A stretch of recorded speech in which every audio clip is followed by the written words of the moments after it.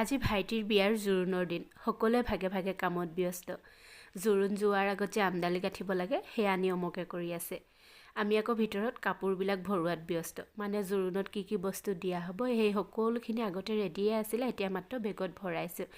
আৰু এখন সৰুকৈ মিঠাই থালিও সজোৱা হৈছে। যিমানখিনি পাৰোঁ আপোনালোকক কামৰ মাজতে দেখাইছোঁ বাৰু, কিন্তু কামৰ যিমান ব্যস্ততা হয় ভালকৈ ভিডিঅ' কৰিবই নোৱাৰি।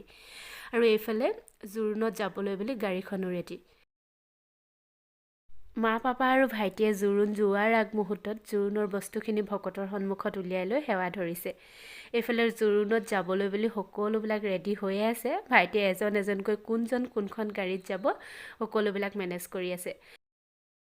পিছে দৰাৰ ডাঙৰ বায়েকলেহে গাড়ীত ছিট নাইকিয়া হ'ল। শেষত যেনিবা ভনীজীয়েকে কিবা এটা মেনেজ কৰি লৈ গ'ল। এয়া হৈছে কইনাৰ ঘৰৰ পৰিৱেশ। তেওঁলোকৰ তাতো ভকতৰ ওচৰত কিবা নিয়ম কানুন কৰি ছোৱালীক জোৰোণ পিন্ধাবলৈ বুলি ভিতৰলৈ সোমাই গ'ল।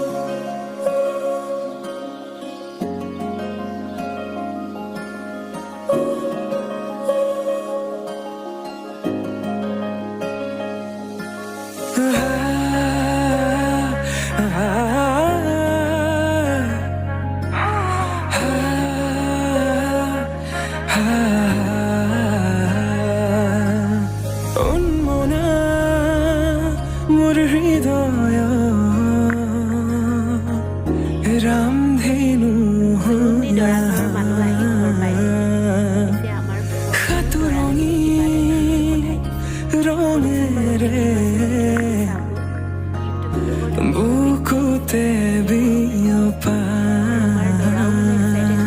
অভিমানীৰে কিনো কৈ গোপনে তুমিও শুনা না নীৰৱে বহিমীয়া মনতে স্মৃতিবোৰ সাঁচিছো আকৌ